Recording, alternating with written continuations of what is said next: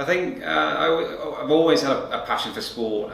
Football was my biggest passion growing up and through my teenage years, and then it gets to the point you think, what am I going to do with my life? And I came to Loughborough with the idea of being a teacher, and I really just fell into a social crowd that were involved in triathlon, and I was very sort of lucky that kind of the right people were around at the right time, and I was able to just literally start coaching in the student club without really knowing anything about the sport, but very much just grew into it with the people that were around, and they were my friends, and sort of encouraged me just to keep taking on the role of the coach, even though I didn't know what any of the responsibilities and things were. It was a good opportunity to work with people in sport, kind of in this sort of pseudo teaching instructor sort of role, setting sessions and getting used to taking swims, bikes, runs, circuit classes.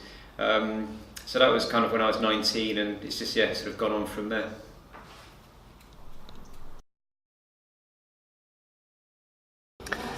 So high performance coaching is a long-term endeavour. It's all about the long game, so the athlete and the coach working together over many years in some cases to figure out what the athlete responds to in training, what their capacity for work is, what their vulnerability to injury, how they respond to different interventions, and between you and with the support of a team, you figure that out over a long period of time. It's not about short-term quick wins, at the risk of injury or halting the development of the athlete.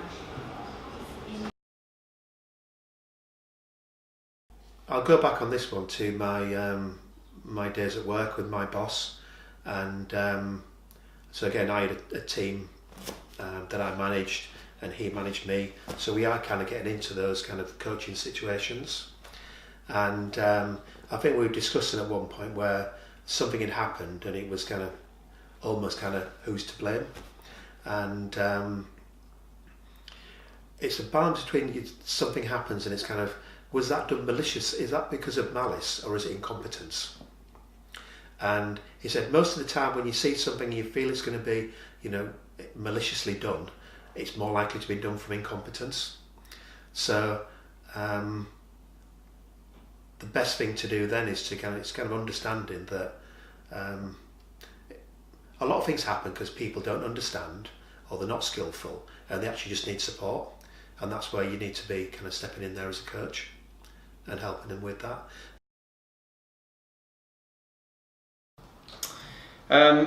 No, I certainly don't know. I think there's so much to know in each of the different sports, let alone the events, if you like, that we're involved with.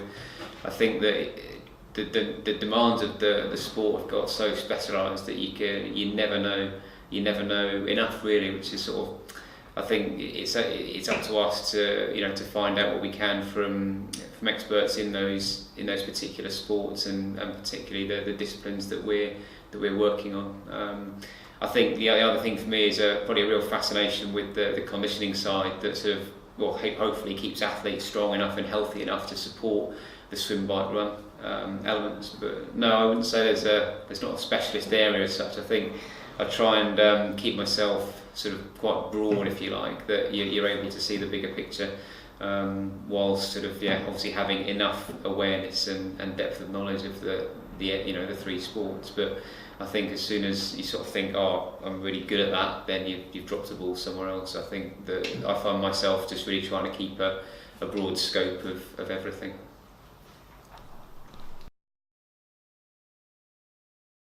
So with the proliferation of technology available to coaches and athletes, not least in the way that we communicate, so all social media and different electronic devices that we have for staying in touch mean that there are huge advances in the way that we can communicate easily over long distances, and there are technologies that affect the way that we can monitor and learn about the athlete's performance capabilities. Those are all fantastic things that can enhance the effectiveness of our coaching. However, there's a health warning that goes with that. It's really easy for young developing coach or any coach for that matter to get lazy and hide behind the technology. So if it's all bells and whistles and there's not much happening beyond that, then that's one of the downfalls. If you can put the fundamentals of working with the athlete and identifying what they're to work on, what their priorities are, what the task in hand is, and actually influencing their behaviour and making changes to their performance, if you can keep all of that at the forefront as your priority, then using technology is a fantastic way to support that endeavour.